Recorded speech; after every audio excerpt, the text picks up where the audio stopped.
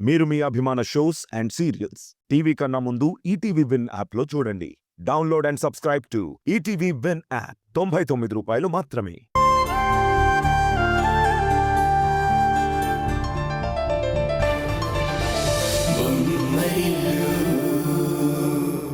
చీచి కొంతమంది మనుషులు చూడ్డానికి మాత్రమే మాణిక్యాల్లా కనిపిస్తారు. మనసులు మాత్రం మట్టి గడ్డలే. అలాంటి వాళ్ళని చూస్తూ ఉంటేనే నాకు అసహ్యం వేస్తుంది. ఎవరి గురించక్క అంత చిరాకు పడుతున్నావు? ఇంకెవరి గురించి?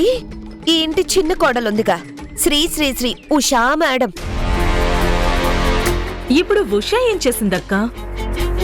ఎందుకులే, ఏమన్నా అన్నానంటే మళ్ళీ అన్నానని అందరూ నా మీద పడతారు. ఎందుకొచ్చిన గొడవ? పర్వాలేదక్క, చెప్పు ఏమైంది? నీకు మూడ్ స్వింగ్స్ అట. ఎప్పుడు ఒకేలా ఉండవట. తిక్కు తిక్కగా ప్రవర్తిస్తూ ఉంటావట. ఊరికే కోపం వచ్చేస్తుందట. అంతలోనే చిరాకు వచ్చేస్తుందట. నిన్నేదో చిన్నప్పటి నుంచి చూసి నీ మీద పుస్తకం రాసినట్టు మాట్లాడుతుందా ఉషా. ఉష నా గురించి ఎందుకలా మాట్లాడుతుంది? ఆ మాటలన్నీ నా దగ్గర మీ ఆయన దగ్గర అన్నా బాగుండేది. పోయి పోయి ఆ పని మనిషి దగ్గర అంటోంది. చీచి పని వాళ్ళ దగ్గర నీ పరువు తీసిందనుకో. ఉష నా గురించి అలా మాట్లాడదక్క. ఉషా గురించి చెప్తే నువ్వు ఇలాగే మాట్లాడతావని నాకు తెలుసు. ఉండు, నీకిప్పుడే నిరూపిస్తాను. దుర్గా, దుర్గా,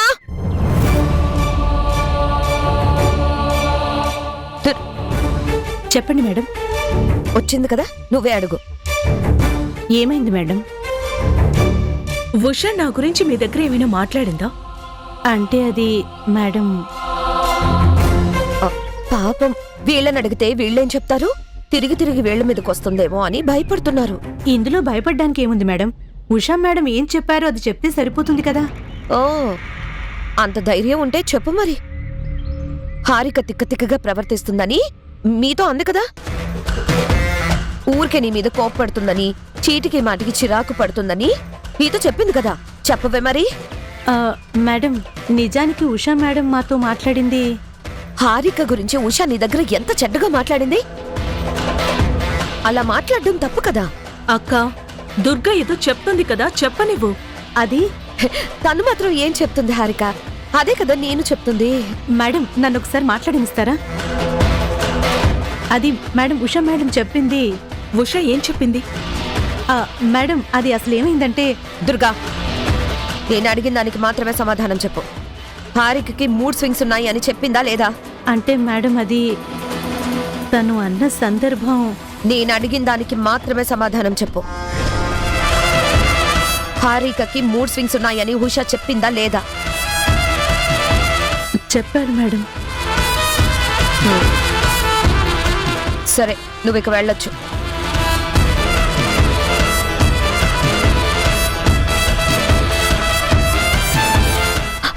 చూసావా హారిక, నీ ముందే నిరూపణ అయిందా? ఆ ఉషా లాంటి మనిషిని అస్సలు నమ్మకూడదు. మంచిగానే కనిపిస్తూ ఉంటారు, మన పక్కనే గోతులు తీస్తూ ఉంటారు. నేనంటే గడుసుదాన్ని కాబట్టి, కాస్త తెలివైన దాన్ని కాబట్టి ఏదో ఇలాంటి మనుషుల దగ్గర నుంచి జాగ్రత్త పడుతూ ఉంటాను. కానీ నువ్వు బోల్డ్ అంత మంచితనం, అపారమైన అమాయకత్వం ఉన్నదానివి. ఇలాంటి మనుషులు చేసే మోసాల నుండి అస్సలు తప్పించుకోలేవు. చూడు హారిక, నీకన్నా పెద్దదాన్ని ఎందుకు చెప్తున్నానో విను. ఆ ఉష మామూలు మనిషిలా కనిపిస్తుంది, కానీ బాగా మైండ్ గేమ్ ఆడుతుంది. ఇదిగో, నువ్వు తనతో కాస్త జాగ్రత్తగా ఉండు, అర్థమైందా? సరే సరే, నువ్వు రెస్ట్ తీసుకో, ఓకే?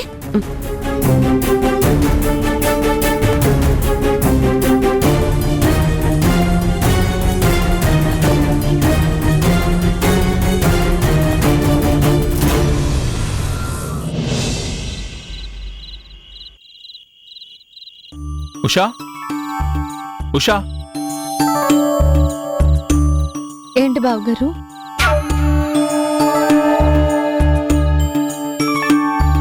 ఈ 2 చీరల్లో నీకిష్టమైంది ఒకటి తీసుకో ఉషా. దగ్గరలో ఒక పండగ లేదు, ఫంక్షన్ లేదు. ఇప్పుడు ఎందుకు కొత్త చీరలు? ఎందుకు తీసుకొచ్చారు? ఈ రోజు ఒక షాపింగ్ మాల్లో ఫైర్ సేఫ్టీ గురించి ఇన్స్పెక్షన్కి వెళ్ళాం. అక్కడ డిస్ప్లేలో ఈ శారీస్ కనిపించాయి, తీసుకున్నాను.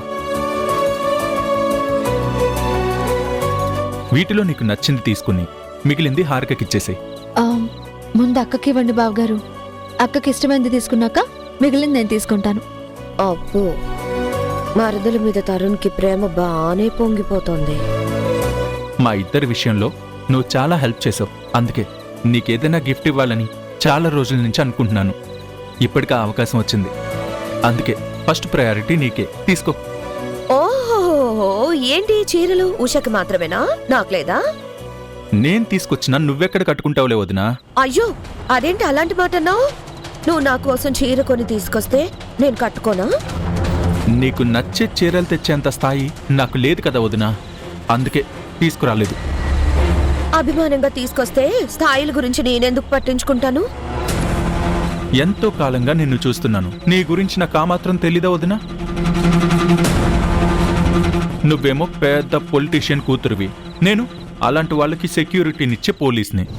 నీ స్టేటస్కి నా స్టేటస్కి చాలా తేడా ఉంది కదా. ఏంటి తరుణ్, ఎగతాళి చేస్తున్నావా?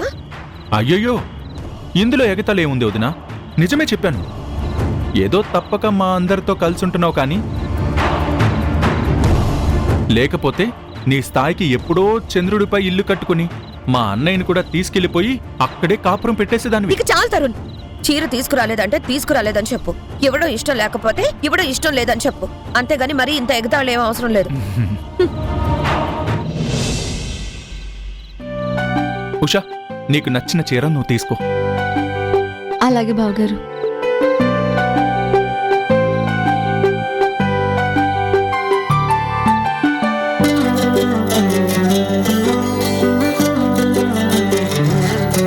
థ్యాంక్ యూ సో మచ్ బావగారు. నువ్వు చేసిన దాంతో పోలిస్తే ఇదెంతా చెప్పు. నువ్వు చేసిన దాన్ని గుర్తు చేసుకుంటే నేను రోజుకొకసారి నీకు థ్యాంక్స్ చెప్పాలి. అంతగా నేనేం చేశాను బావగారు? ఈరోజు నేను హారిక ఈ ఇంట్లో సంతోషంగా ఉన్నామంటే దానికి కారణం నువ్వే. ఎప్పుడు విడిపోతామో తెలియని మా రెండు జీవితాల్ని మళ్ళీ ఒకటి చేసింది కూడా నువ్వే. మా ఇద్దరి కలయిక జరగాలంటే ఒక పెద్ద యుద్ధం జరగాల్సింది. అలాంటి యుద్ధాలు గందరగోళాలు ఏమీ జరగకుండా సమస్యని చాలా సింపుల్గా సాల్వ్ చేసింది నువ్వే. దానికి నీకెన్నిసార్లు థ్యాంక్స్ చెప్పినా తక్కువే. అహం, సరే సరే, ఇప్పుడు మీరు అక్క సంతోషంగా ఉన్నారు, నాకు అది చాలు. మీరు ప్రత్యేకంగా థ్యాంక్స్ చెప్పాల్సిన అవసరం లేదు. ఎనీహౌ, ఎలాగో ఆ విషయం గుర్తొచ్చింది కాబట్టి మనస్ఫూర్తిగా ఇంకొకసారి థ్యాంక్స్ చెప్పేస్తాను. Thank you so much Usha.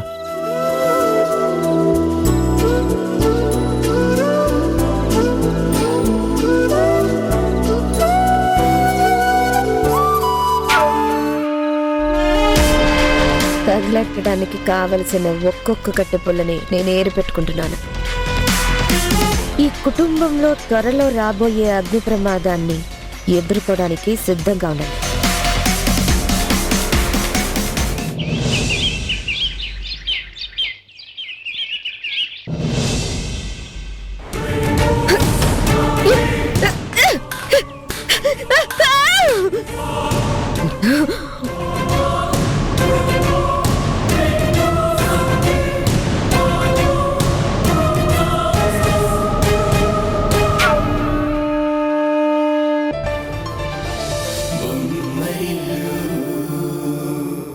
అమ్మ ఎందుకు ఇలా మారిపోయింది?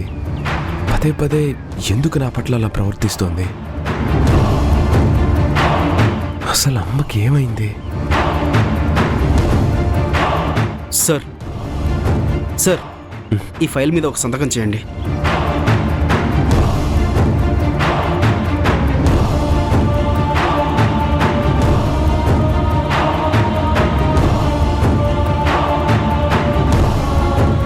Thank you sir. Shivanand sir, godown చెకింగ్కి వెళ్ళాలి కదా, బయలుదేరదాం. అవసరం లేదు సార్, ఆల్రెడీ వెళ్ళిపోయారు. ఎవరు వెళ్ళారు? కిరణ్మయ్ మేడం గారు, కిరణ్ సార్ ఇద్దరూ కలిసి చెకింగ్కి వెళ్ళారు సార్. అవునా?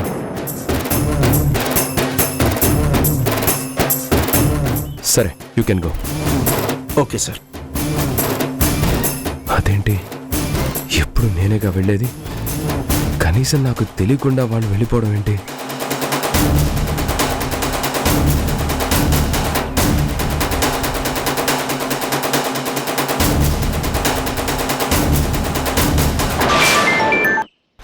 చెప్పు సంజయ్. నాన్న, నేను లేకుండా అమ్మ గోడౌన్ చెక్కింగ్కి వెళ్ళిందేంటి? అమ్మ ఒక్కతే కాదురా, తనతో పాటు కిరణ్ కూడా తీసుకెళ్ళింది. అదేంటి నాన్న? నేను వెళ్ళకపోతే గోడౌన్లో స్టాక్ ఎవరు చెక్ చేస్తారు? అక్కడ నేను లేకపోతే అమ్మకి గోడౌన్ స్టాక్ ఎవరు ఎక్స్ప్లెయిన్ చేస్తారు? మీ అమ్మ నాతో రాత్రే చెప్పిందిరా, చెక్కింగ్కి కిరణ్ తీసుకుని వెళ్తానని. కిరణ్ ఆల్రెడీ అక్కడ స్టాక్ చెక్ చేసేసాడంట.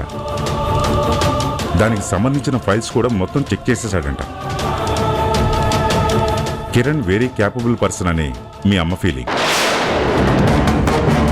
తన నమ్మకాన్ని నేనెందుకు క్వశ్చన్ చేయాలని సరే అన్నాను. సరే నాన్న. ఓకేరా, బాయ్.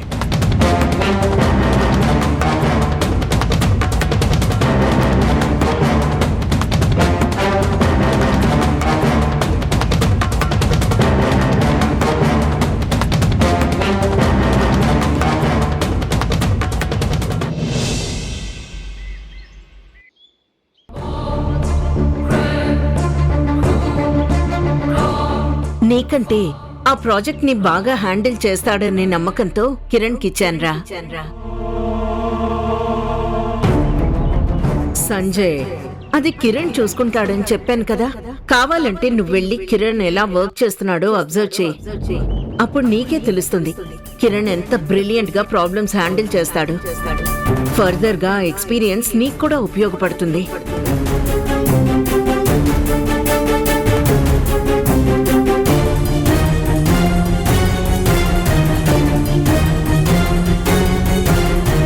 అదేంటి సంజయ్ అప్పుడే వచ్చేసావు?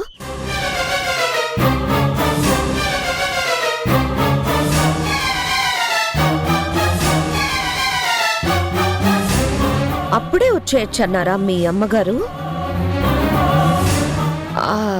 అంటే అప్పుడే మీ అమ్మగారు మిమ్మల్ని ఆఫీస్ నుంచి వదిలేశారా అని. మేఘనా ప్లీజ్, కాసేపు నన్ను డిస్టర్బ్ చేయొద్దు. పగలు రాత్రి అని తేడా లేకుండా ఆఫీస్లోనే ఉండేవారు.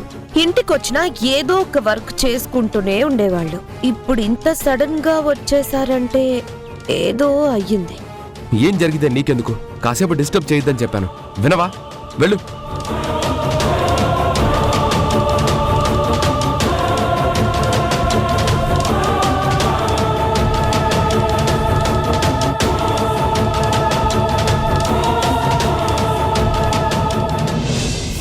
ఆఫీస్లో ఏం జరిగిందో నేను సోనీని అడిగి తెలుసుకుంటాను. Hello Soni. Madam, Kiran sir వచ్చాక సంజయ్ సార్కి వర్క్ తక్కువైపోయింది. కిరణ్ మేడం గారు కిరణ్ సార్కి ఎక్కువ ఇంపార్టెన్స్ ఇస్తున్నారు. అందుకే సంజయ్ సారు త్వరగా ఇంటికి వచ్చేసుంటారు. ఓకే, మళ్ళీ కాల్ చేస్తాను.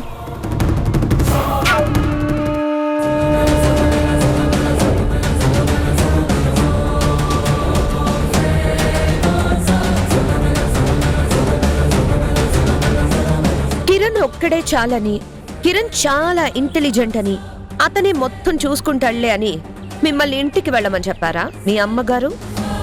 అదంతా నీకెందుకు? ఏంటి గూఢచార్యం చేస్తున్నావా? స్పైలను పెట్టి అన్ని తెలుసుకుంటున్నావా?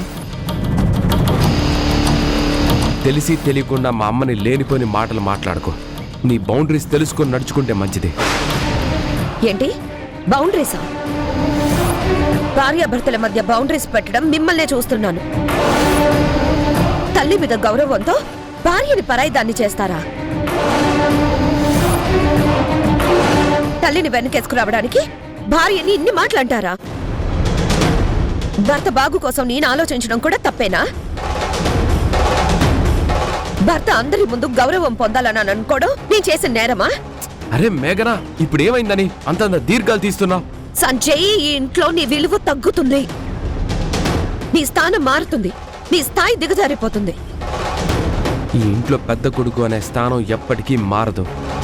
పెద్ద కొడుకు మా అమ్మ ఇచ్చే గౌరవంలోనూ ఎప్పుడు మార్పు రాదు. అవునవును, ఆఖరికి ఆ పెద్ద కొడుకు అనే స్థానం తప్ప మీకు ఇంకేమీ మిగిలేలా లేదు. పెద్ద కొడుకు అనే స్థానం మాత్రం మీకు వదిలిపెట్టి మిగిలినవన్నీ మీ చిన్న తమ్ముడికి కట్టబెట్టేలా ఉన్నారు మీ అమ్మగారు. నాకు తెలుసు సంజయ్, నాకప్పుడే తెలుసు ఇలాంటి పరిస్థితి వస్తుందని నాకు ముందే తెలుసు. అందుకే నేనెప్పుడో చెప్పాను మీకు డైరెక్టర్ పోస్ట్ ఇచ్చుంటే బాగుండేది అని. ఇప్పుడు చూడండి, ఆ కిరణ్ అన్ని బాధ్యతలు మీపైనే ఉంచి మీకేకంగా పని లేకుండా చేస్తున్నారు. స్టాప్ ఇట్ మేఘనా. అమ్మ కంటే నీకు ఎక్కువ తెలుసా? ఎప్పుడు ఎవరికి ఏమి ఇవ్వాలో అమ్మకి బాగా తెలుసు.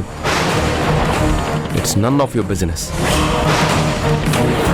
ఈ విషయం ఇక్కడితో ఆపేస్తే మంచిది. ఇకపై ఈ వ్యవహారాల్లో నువ్వు తలదూర్చకపోతే ఇంకా మంచిది. సంజయ్ సంజయ్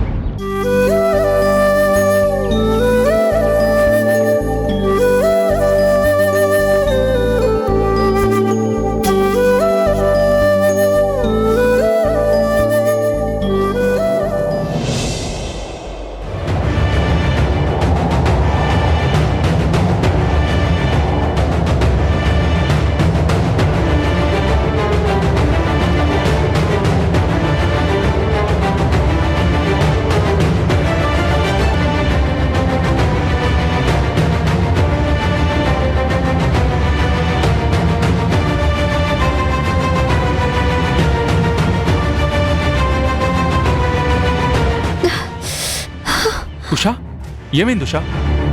బావగారు ఒకసారి నన్ను చూడు నువ్వు. పర్వాలేదు.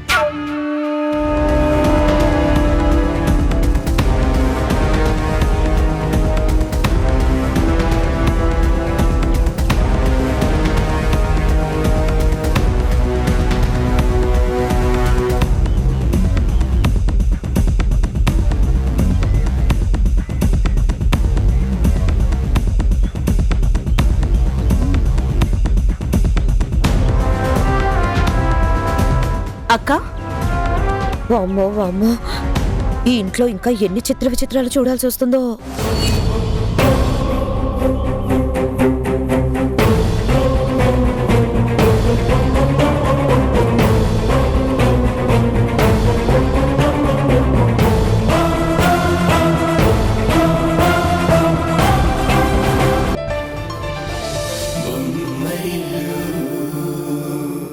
నీ స్థానం మారుతుంది, నీ స్థాయి దిగజారిపోతుంది.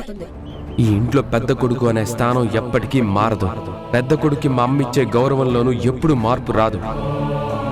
అవునవును, ఆఖరికి ఆ పెద్ద కొడుకు అనే స్థానం తప్ప మీకు ఇంకేమీ మిగిలేలా లేదు.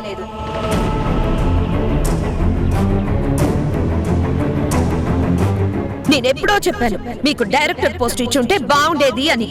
ఇప్పుడు చూడండి, ఆ కిరణ్ అన్ని బాధ్యతలు మీపైనే ఉంచి మీకేకంగా పని లేకుండా చేస్తున్నారు. కిరణ్ ఒక్కడే చాలని, కిరణ్ చాలా ఇంటెలిజెంట్ అని, అతనే మొత్తం చూసుకుంటాడులే అని మిమ్మల్ని ఇంటికి వెళ్ళమని చెప్పారా మీ అమ్మగారు? సంజయ్ మనసులో ఏదో అలజడి మొదలైనట్టు అనిపిస్తుంది. కిరణ్కి ఎక్కువ ప్రాధాన్యత ఇవ్వడం తనకు నచ్చటం లేదా? చచ్చా, కిరణ్ విషయంలో సంజయ్ అలా ఆలోచించడు. కానీ కిరణ్మయ్య సంజయ్ కంటే కిరణ్కే ఎక్కువ ఇంపార్టెన్స్ ఇస్తున్నట్టు మాత్రం సంజయ్కి క్లియర్గా అర్థమవుతుంది.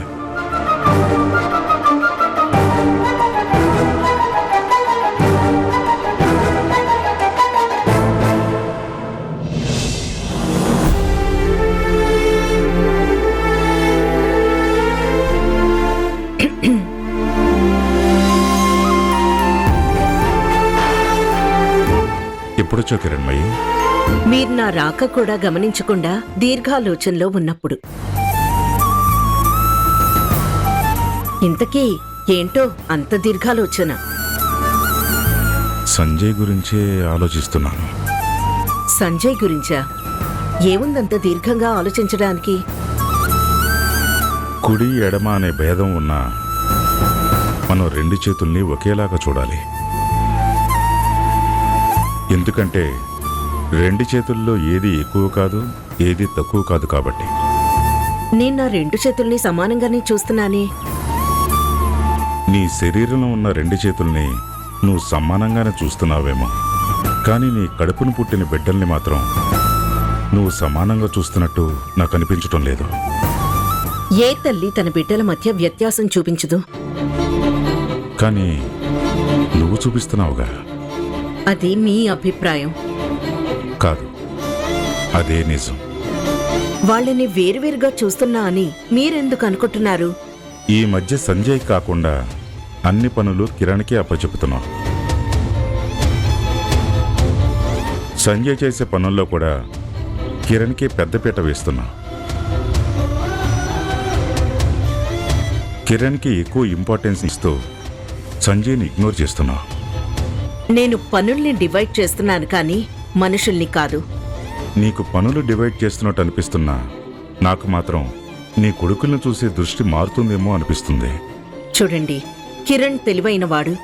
ఏ పనినైనా సమర్థవంతంగా చేయగలిగేవాడు. తను కొత్తగా ఆఫీస్కి వస్తున్నాడు కాబట్టి ఆఫీస్ పనులన్నిట్లో హెల్ప్ చేయాలనేది నా ఆలోచన. నిజమే అయి ఉండొచ్చు కిరణ్మయి, కానీ మీరు అనవసరంగా ఇవన్నీ ఆలోచిస్తున్నారనిపిస్తోంది. చూడండి, కిరణ్ చాలా షార్ప్గా ఆలోచిస్తాడు. మేనేజ్మెంట్ కూడా బాగా చేయగలడు. అందుకే కిరణ్ కన్ని విషయాలపై పట్టు రావాలని తీసుకెళ్తున్నాను. సంజయ్ కన్ని విషయాలు తెలుసు, కానీ తనకంటే కిరణ్ అన్ని విషయాల్లోనూ సమర్థుడు. కిరణ్ మేనేజ్మెంట్ చూసుకుంటాడు, సంజయ్ అడ్మినిస్ట్రేషన్ చూసుకుంటాడు. ఇందులో ఒకరిని తక్కువ చేయడం, ఒకరిని ఎక్కువ చేయడం లాంటివి ఏవీ లేవే. అది సంజయ్తో నువ్వు ముందే స్పష్టంగా చెప్పుండాల్సిందే. అమ్మ నన్ను తక్కువగా చూస్తుంది, తమ్ముణ్ణి ఎక్కువగా చూస్తుంది అని సంజయ్ మీకు చెప్పుకొని బాధపడ్డా? పిల్లలు అలాంటివి చెప్పుకునే దుస్థితి మనం కల్పించకూడదు. ఒకవేళ అలాంటి పరిస్థితే వస్తే మనం తెలియనట్టు ఉండిపోవడంలో అర్థం లేదు.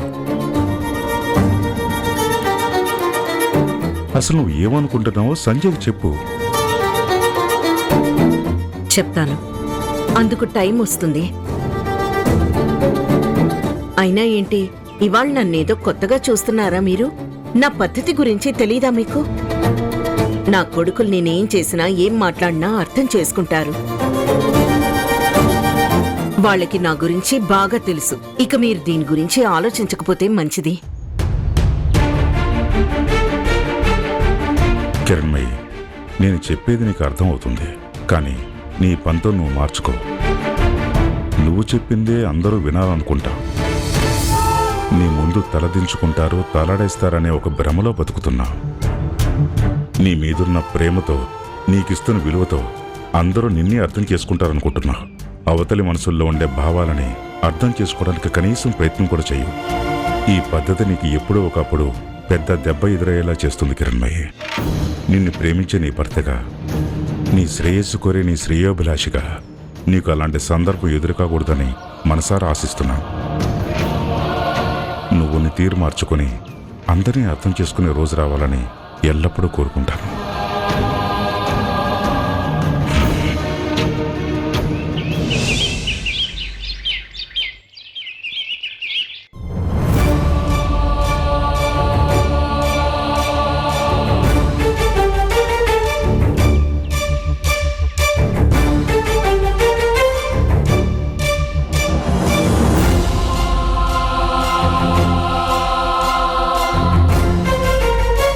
మొన్న నీకు కొత్త చీర కొనిచ్చాడు కదా, అదేంటో తెలుసా? ఆ రోజు తెచ్చినవి 2 చీరలు. అందులో ఆ ఉషాకి నచ్చిన చీర ఉషాకిచ్చి సెకండ్ ప్రయారిటీగా 2వ చీరని నీకు తెచ్చిచ్చాడు. నీకు క్షమాపణ చెప్పమని ఉష చెప్పుంటుందిలే, అందుకే చెప్పుంటాడు. ఏవైనా సరే ఉష మాటలకి తరుణ్ బాగా కట్టుబడి ఉంటాడు.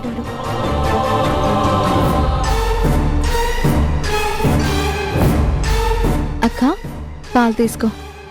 నువ్వెందుకొచ్చావు? నేను నీ రూమ్కి రాకూడదా అక్క? గ్రహణం కోసం ఆ వెన్నెల ఎదురు చూడదు ఉషా. అంటే నన్ను నీ జీవితంలో ఒక గ్రహణంలా భావిస్తున్నావా అక్క? మరి కాదా? నీ నీడ సోకిన నా సంసారం నాశనం అయిపోతుంది. ఇప్పటికే నీ ఛాయలు నా సంసారం మీద పడి మా బంధం చుట్టూ ఒక ముళ్ళ కంచెలా చుట్టుకున్నాయి.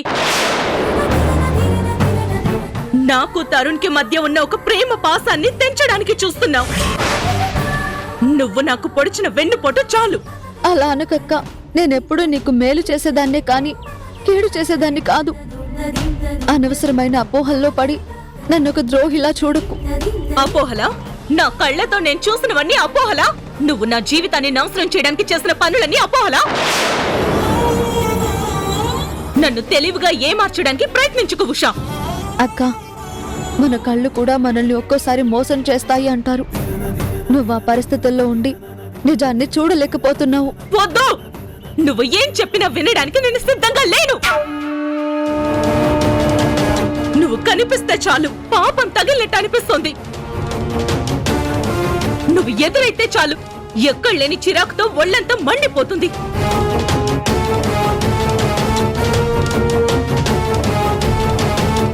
నువ్వు నా కంటికి కనిపించకు ఉషా, వెళ్ళిపో. నాకేం కావాలన్నా పండు దుర్గా చూసుకుంటారు. నీ సేవలు నాకు అవసరం లేదు.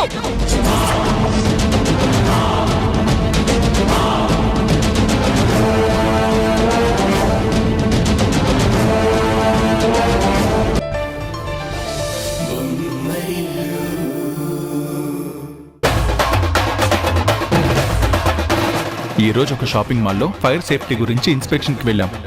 అక్కడ డిస్ప్లేలో ఈ శారీస్ కనిపించాయి. తీసుకున్నాను. వీటిలో నీకు నచ్చింది తీసుకుని మిగిలింది హారికకి ఇచ్చేసేయ్.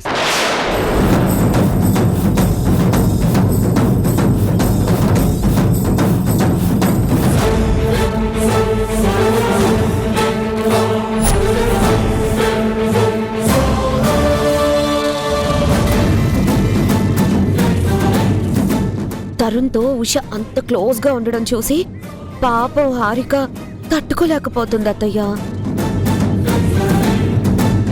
నేను చెప్పిన ప్లాన్ వర్కౌట్ అయ్యిందా?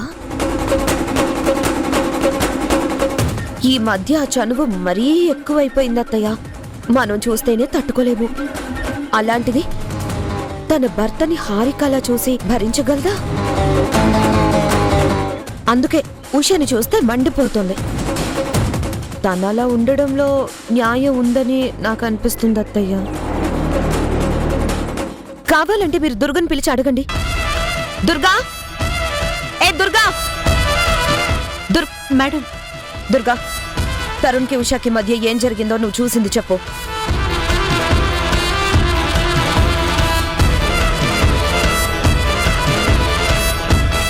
వాళ్ళిద్దరూ ఎవరు లేని టైంలో మాట్లాడుకోవడం నువ్వు చూసావు కదా?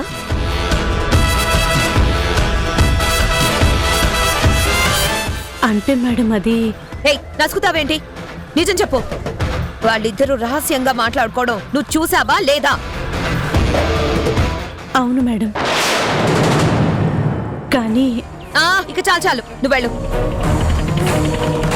వెళ్ళు.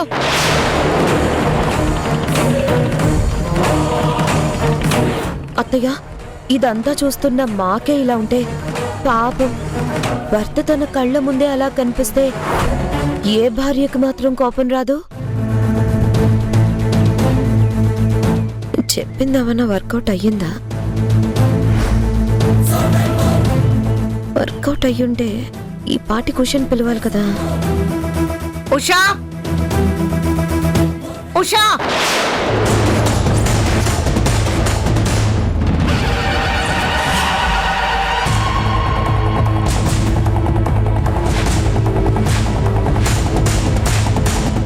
ఈ ఇంట్లో ఏం జరుగుతోంది?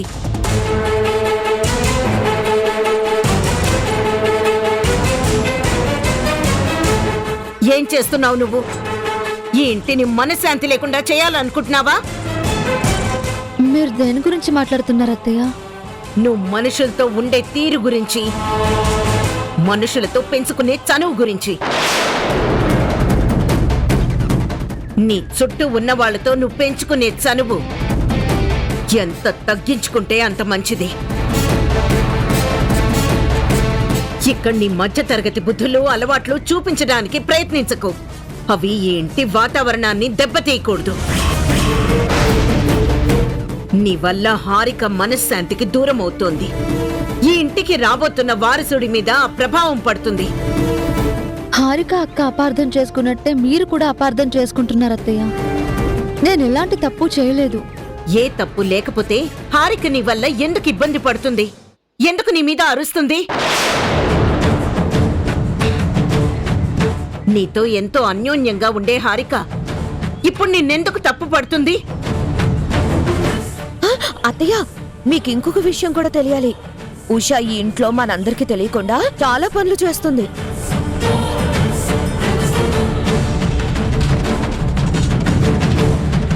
హారిక ఈ ఇంట్లోకి అడుగు పెట్టడానికి ఒక పెద్ద ప్లాన్ వేసింది. నువ్వసలు దేని గురించి మాట్లాడుతున్నావు మేఘనా? హారిక మీ మాటకి తల వంచి ఇక్కడికి రాలేదత్తయ్య. మీరు అన్ని మర్చిపోయి రమ్మన్నారని ఈ ఉషా హారికకి చెప్తే వచ్చింది.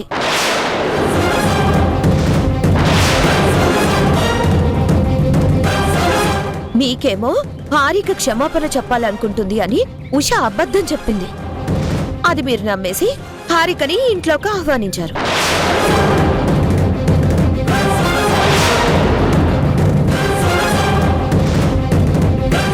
మీ ఇద్దరి మధ్య ఒక అబద్ధపు గోడ కట్టి హారిక ఈ ఇంట్లోకి అడుగు పెట్టడానికి చాలా పెద్ద నాటకమే ఆడింది ఈ ఉష. మేఘన చెప్పింది నిజమా?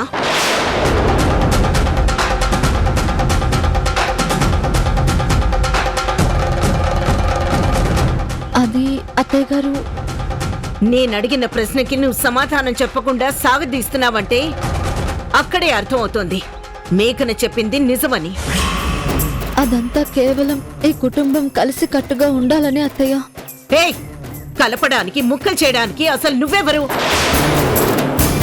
ఈ ఇంట్లో ఏది ఎలా జరగాలో ఎప్పుడు జరగాలో ఆలోచించాల్సింది, అమలు చేయాల్సింది నేను. పంతాలకి పోయి సంతోషాలకి దూరం అవుతున్నారు అత్తయ్య. అందుకే నేనొక ముందడుగు వేయవలసి వచ్చింది. నువ్వు చేసిన తప్పుని సమర్థించుకోవాలని చూస్తున్నావా? అది కాదత్తయ్య. నువ్వు చేసిన పనిని ఒప్పు అని నిరూపించడానికి నువ్వు ఎన్ని బలమైన కారణాలు చెప్పినా అది నాకు వ్యతిరేకంగా చేసావు కాబట్టి అది నా దృష్టిలో ఎప్పటికీ తప్పే. అందుకే నేనొక నిర్ణయం తీసుకుంటున్నాను. వెంటనే నువ్వు ఈ ఇల్లు వదిలిపెట్టి వెళ్ళిపో.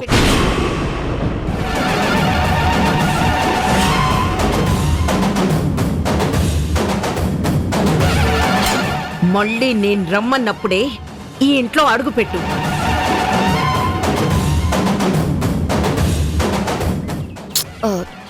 చూడుషా, అత్తయ్యగారు నిన్ను కావాలని వెళ్ళిపోమండం లేదు. హారిక క్షేమం కోసం, పుట్టబోయే బిడ్డ కోసం వెళ్ళమంటున్నారు. నువ్వు హారిక క్షేమం కోసం ఏదైనా చేస్తావు కదా, అందుకే కొన్ని రోజులు నువ్వు మీ పుట్టింటికి వెళ్ళిరా.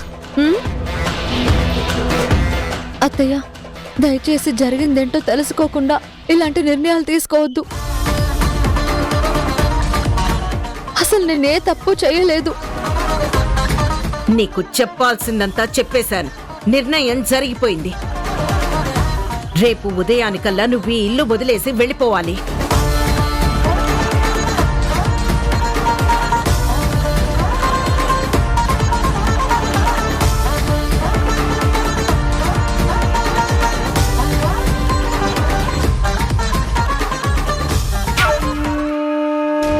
ఆకాశంలో ఎగురుతున్న గాలిపటానికి దారం తెగితే అది ఏ చెట్టు కొమ్మకో చిక్కుకొని ఎందుకు పనికిరానట్టు ఒక్కసారి అత్తారింటి నుంచి అడుగు బయట పెట్టిన కోడలు ఆ గాలిపటంలాగే పుట్టిల్లు అనే చెట్టుకు తగులుకొని అక్కడే సెటిల్ అయిపోతుంది. హ. ఇక జీవితంలో అత్తారింట్లో అడుగు పెట్టలేదు.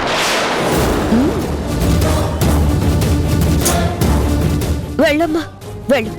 బట్టలు సర్దుకొని ఈ పుట్టింటికి వెళ్ళు. వెళ్ళు వెళ్ళు వెళ్ళు వెళ్ళు.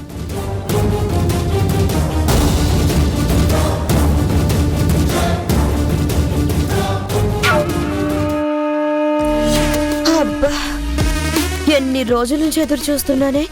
నిన్ను ఇంట్లో నుంచి వెళ్ళగొట్టడానికి? ఫైనల్ గా ఈ రోజు నా కోరిక నెరవేరింది. ఇక మిగిలింది ఆ హారిక. అది కూడా వెళ్ళిపోతే ఈ ఇంటికి నేనే మహారాణి.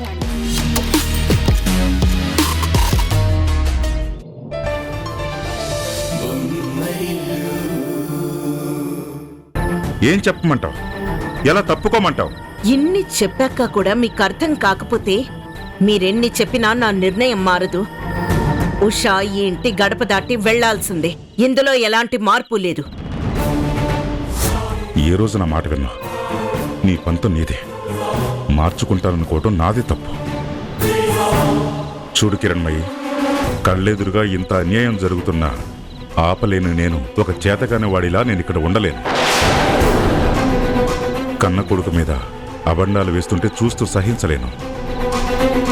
కుటుంబంలో జరుగుతున్న ఈ దారుణం చూస్తూ ఒక్క క్షణం కూడా ఇంట్లో ఉండలేను. నీ నిర్ణయాన్ని సమర్థించలేను. అందుకే ఇప్పుడే ఈ క్షణమే నేను ఇంట్లో నుంచి వెళ్ళిపోతాను. ఈ సమస్యలన్నీ తీరిన రోజే మళ్ళీ నేను నీ ఇంట్లో అడుగుపెట్టేది.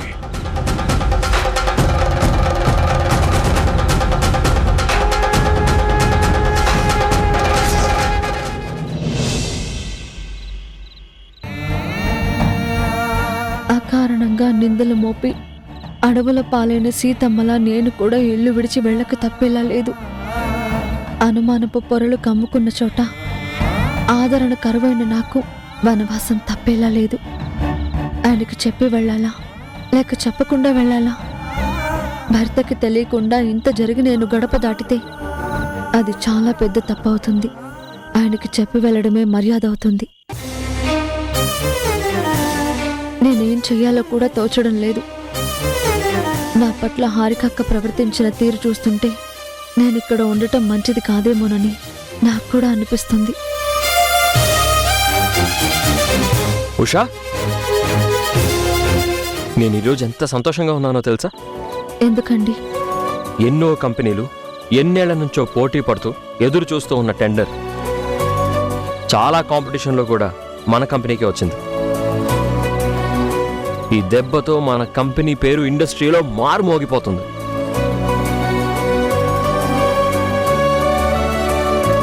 నీకు ఇంకో విషయం చెప్పనా? ఇంత మంచి సిచ్యుయేషన్లో నేను ఎంప్లాయీస్కి బోనస్ ఇద్దామమ్మా అని అడిగితే అమ్మ అసలేం ఆలోచించకుండా నీ ఇష్టం నాన్న అనేసింది. ఇలా అమ్మ నేను చేసే ప్రతి పనిలోనూ నాకు ఫ్రీడమ్ ఇచ్చి ఇంత ప్రోత్సహిస్తుంటే ఎన్ని రోజులు ఈ ఫీల్ ఎలా మిస్ అయ్యానా అనిపిస్తుంది. ఇన్ని రోజులు సంగీతం దూరం అయితే ఎలా బతకగలను అనుకున్నాను. నా సంతోషం, నా జీవితం అంతా సంగీతంతో ముడిపడి ఉందని కలలుగన్నాను. కానీ ఎప్పుడైతే సంగీతాన్ని వదిలి కంపెనీలో అడుగుపెట్టానో అప్పటి నుంచి నా లైఫ్ మొత్తం మారిపోయింది. ఒంటరిగా ఒక పాట పాడుకోవడం కంటే 100 మందికి ఆనందం పంచితే ఎలా ఉంటుందో ఈరోజు బోనస్ ఇస్తుంటే అర్థమైంది. ఇలాంటి మూమెంట్స్ని నేను మిస్ అవ్వకూడదనే అమ్మ నన్ను బిజినెస్లోకి రమ్మంది అనుకుంటాను. అమ్మ ఏది చేసినా పర్ఫెక్ట్, ఏ నిర్ణయం తీసుకున్నా అది కరెక్ట్. మనం జస్ట్ అమ్మని గుడ్డిగా ఫాలో అవుతూ వెళ్ళిపోవడమే. That's it.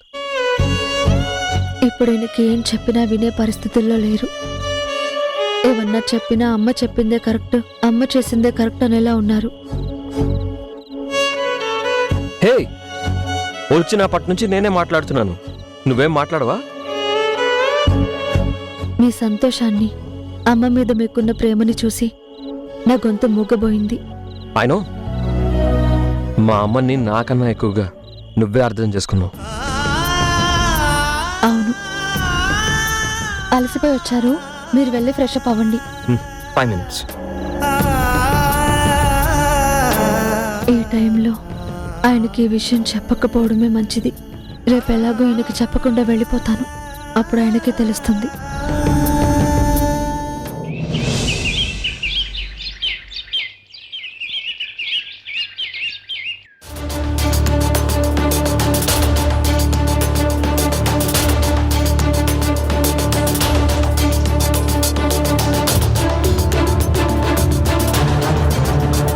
కన్నబిడ్డ కళ్ళెదురుగా లేకుంటే ఎంత బాధగా ఉంటుందో కదండి. నిషా లేని ఈ ఇల్లు బోసిపోతోంది. ఈ ఇంట్లో తను తిరక్కపోతే చీకటిగా ఉన్నట్టు అనిపిస్తోందండి. కొన్ని వీక్ మూమెంట్స్లో కొన్ని స్ట్రాంగ్ డెసిషన్స్ తీసుకోవాలి స్వర్ణ, తప్పదు. ఎవరి కోసమో మన లైఫ్ స్టైల్ని మనం మార్చుకోవాల్సి వస్తోంది. ఎవరి కోసమో కాదు స్వర్ణ, ఈ నిర్ణయం ఒక రకంగా మన అమ్మాయి భవిష్యత్తు కోసమే. అసలు ఇలా ఎందుకు భయపడుతూ బ్రతకాలి? మన స్వేచ్ఛని మనం ఎందుకు నాశనం చేసుకోవాలి? ఏదో అయిపోతుంది అని మన ఉనికిని మనం పోగొట్టుకోవటం ఎందుకో అసలు నాకేమీ అర్థం కావడం లేదండి. ఇది మన ఉనికిని పోగొట్టుకోవడం కాదు స్వర్ణ, ముందు చూపుతో వ్యవహరించడం. దీన్ని ముందు చూపంటారో వెనకడుగంటారో మీకే తెలియాలండి. చూడు, నిషా ఇక్కడుంటే తన ఆవేశం నుంచి కాపాడడం చాలా కష్టం. తన భావోద్వేగాల్ని కంట్రోల్ చేసుకోలేక నిషా పడే బాధని చూడలేం. తనని కాపాడుకోవడానికి తనని ఇక్కడి నుండి దూరంగా ఫారెన్ పంపించడం కంటే వేరే దారి నాకు కనిపించలేదు స్వర్ణ. అది నిజమేనండి. ఇలాంటి పరిస్థితుల నుంచి దూరం చేయడానికి నిషాని ఎలాగో కన్విన్స్ చేసి ఫారెన్ పంపించగలిగాం. మళ్ళీ మన అమ్మాయి ఎప్పుడు తిరిగొస్తుందండి? మళ్ళీ నిషా ఈ ఇంట్లో తిరిగే రోజులు ఎప్పుడొస్తాయి? కొంతకాలం ఇక్కడి నుంచి దూరంగా ఉంటే నిషా కాస్త స్థిమిత పడుతుంది. ఒక్కగానొక్క కూతురు, తను ఆవేశంతో ప్రమాదాల బారిన పడకూడదనే ఈ నిర్ణయం తీసుకోవాల్సి వచ్చింది. ఆ కిరణ్ ఉషాలను వెడగొడతాం, కిరణ్ జీవితం నుంచి ఉషాన్ని తరిమి కొడతామని ఏదో ఊరటగా చెప్పి నిషాని పంపించేశాం. కానీ మన ముందే వాళ్ళు సంతోషంగా తిరుగుతుంటే నాకు కూడా ఆవేశం తన్నుకొస్తోందండి. నిషా మళ్ళీ తిరిగి రావాలంటే కిరణ్ ఉషా మధ్య దూరం పెరగాలి. వాళ్ళ మధ్య ఉన్న బంధం తెగిపోవాలి. ఇదంతా ఎప్పటికి సాధ్యం అవుతుందండి? నువ్వు తలుచుకుంటే సాధ్యం కానిదంటూ ఏమీ లేదు స్వర్ణ. కొత్త దారి వెతకాలి. కాస్త టైం పడుతుంది. వెయిట్ చేద్దాం. ఆ టైం వచ్చే వరకు వెయిట్ చేద్దాం. లేదండి, మన నిషా వీలైనంత త్వరగా ఇండియాకి రావాలి. మనతో పాటే కలిసి సంతోషంగా బ్రతకాలి. ఎప్పుడో అవుతుంది, నిషా ఎప్పుడో వస్తుంది అంటే అప్పటి వరకు ఎదురు చూడటం నా వల్ల కాదు. మనం ఎంత త్వరగా ఉషని కిరణ్ని విడగొట్టగలిగితే అంత త్వరగా నిషాని మళ్ళీ ఇక్కడికి రప్పించగలం. ఇక నుండి అదే పనిలో ఉందాం.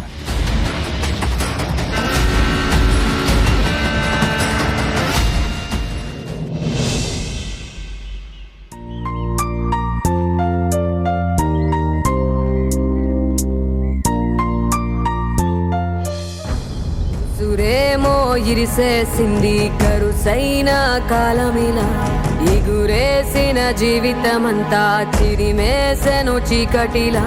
బాధ నీరు కూడా భాష లేక గొంతు మూగబోయనా, పొగిలినంతలోన పొంత నిండలేని నిండు వేదనా. చేరదీయబోతే సాయమేమో యతి నీడ చేర్చెనా, నేరమెవ్వరిదో దారి తప్పి నిన్ను చుట్టి వేసనా. పోలికలని పొరలలోన అడుగులు ఉన్నా, పొరపడిన పగకు నేనే పావును కానా.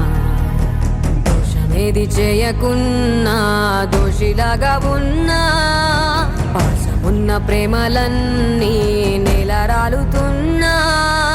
ముందు చూపు లేక చేసే సాయం, నింద మోసి నిండుకుందా న్యాయం. ఇన్ని దిక్కులున్న దిక్కులేకిలా.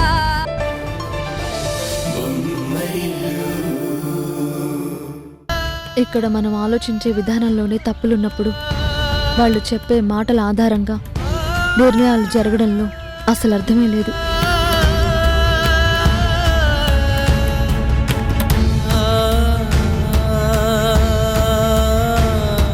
ఏంటొదినా ఇది?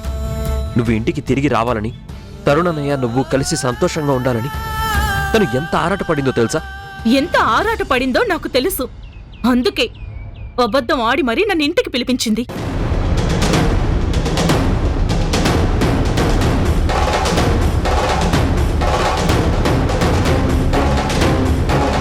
అబద్ధం ఎవరు చెప్పారు? ఏం అబద్ధం చెప్పారు? అవును కిరణ్, అత్తయ్య గారు రమ్మన్నారని ఉషా నాకు చెప్పింది. క్షమించేశారని అబద్ధం చెప్పింది.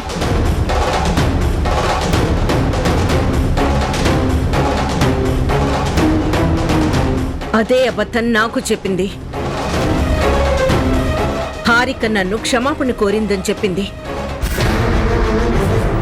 అందుకే హారికని ఇంట్లోకి రానిచ్చాను. ఉషా నీకు ఈ ఇంటికి కరెక్ట్ కాదు. అమ్మా ప్లీజ్. కరెక్టే, అబద్ధం చెప్పింది. ఆ అబద్ధం ఎవరి కోసం చెప్పింది? తన కోసమా, ఈ ఇంటి కోసమా?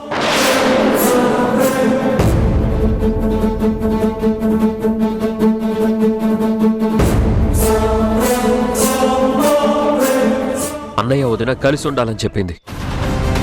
మన ఇంటి వారసుని కనబోతున్న వదిన ఈ ఇంట్లో అన్నయ్యతో కలిసి అందరి మధ్య సంతోషంగా ఉండాలనే ఉద్దేశంతో చెప్పింది.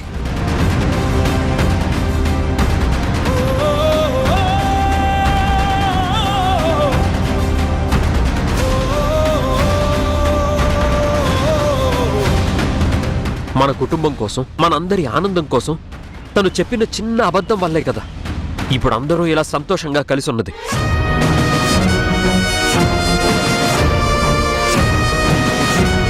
తనెందుకు అలా చేసిందో తెలుసుకోవడం మానేసి అబద్ధం చెప్పింది అని నిందిస్తూ ఉంటారా?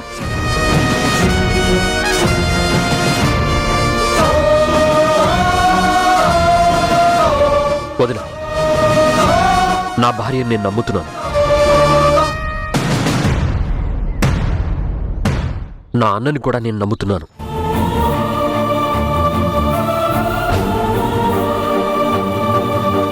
ఇక్కడ ఎవరేమనుకున్నా వీళ్ళు ఎలాంటి తప్పు చేసుండరని నేను నమ్ముతున్నాను.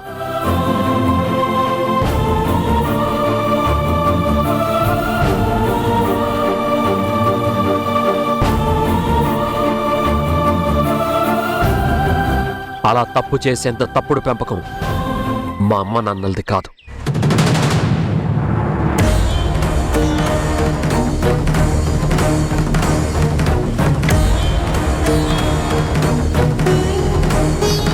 అయినా ఇంత పెద్ద నిర్ణయం తీసుకునేటప్పుడు నాన్నే చేస్తున్నారు.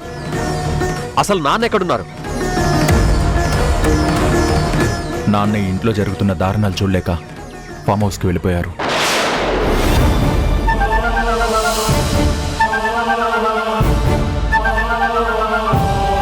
నిజమా అమ్మా?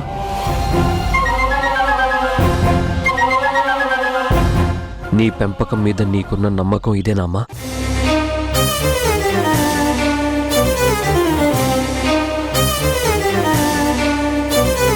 హారిక వదిన బాగుండాలని, తను మనతో పాటు ఇక్కడే సంతోషంగా ఉండాలని మనందరికన్నా ఎక్కువగా కోరుకుందే ఉష. ఆ విషయం మీకు ఎందుకు అర్థం కావడం లేదు?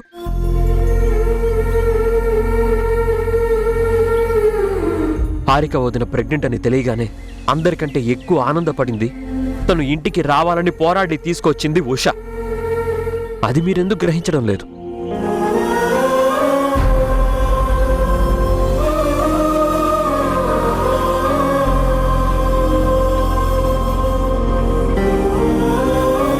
వదినా, ఒకసారి పాజిటివ్ మైండ్తో ఆలోచించి చూడు. ఉష కానీ అబద్ధం చెప్పుండకపోతే నువ్వు ఇంకా ఈ గడప బయటే ఉండేదానివి. నీ భర్త ఈ ఇంట్లో ఎవరూ చేయలేని పని ఉష చేసింది. నువ్వు తిరిగి ఈ ఇంట్లో అడుగు పెట్టేలా చేసింది. నీకోసం ఇంత చేసినందుకు ఉష పట్ల నువ్వు కృతజ్ఞతతో ఉండాలి, అంతే తప్ప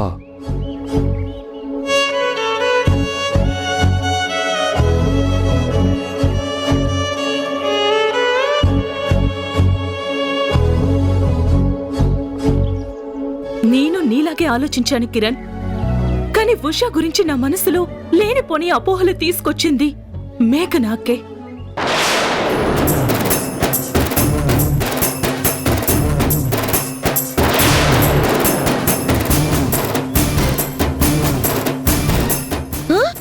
నేనేం చేశాను? నాకేమనిపించిందో అదే చెప్పాను. నీ భర్తని జాగ్రత్తగా చూసుకోమన్నాను. అయితే మాత్రం నీ భర్త గురించి నీకే కదా తెలిసి ఉండాలి. నేనేం చెప్పినా అది నమ్మాలా వద్దా అని నువ్వు ఆలోచించుకోవాలి. నీకే నీ భర్త మీద నమ్మకం లేకపోతే నేనేం చెయ్యాలి?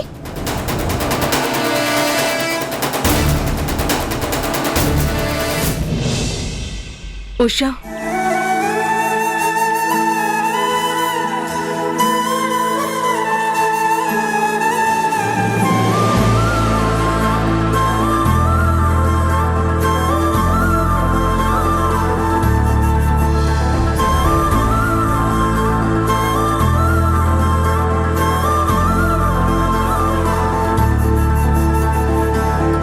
నన్ను క్షమించు ఉషా.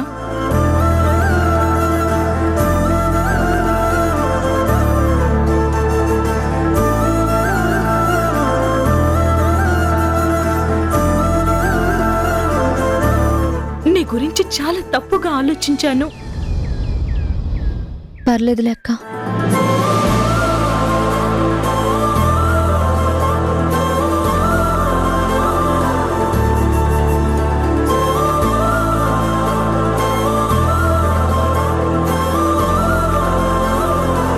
ఆ రోజు నేను మీకు క్షమాపణ చెప్పి ఇంట్లోకి వచ్చినా అది మనస్ఫూర్తిగా చెప్పింది కాదు. కానీ ఇప్పుడు అందరి ముందు మనస్ఫూర్తిగా చెప్తున్నాను. నన్ను క్షమించండి అత్తయ్య.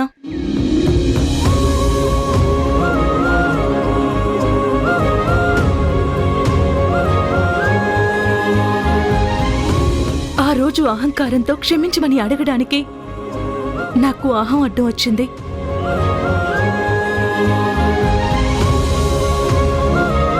అహంకారం వదిలి క్షమాపణ అడిగితే అది సంస్కారమే అవుతుంది, కానీ అవమానం కాదని నాకు ఉషా వల్లే తెలిసింది.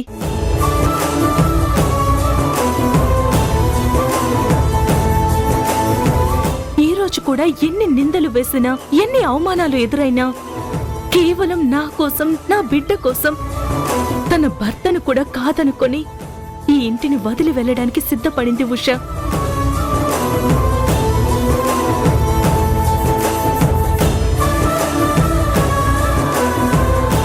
అలాంటి కోడల్ని దూరం చేసుకోవడం ఈ ఇంటికి మంచిది కాదు. దయచేసి ఉషాని వెళ్ళనివ్వకండి అత్తయ్య, ప్లీజ్.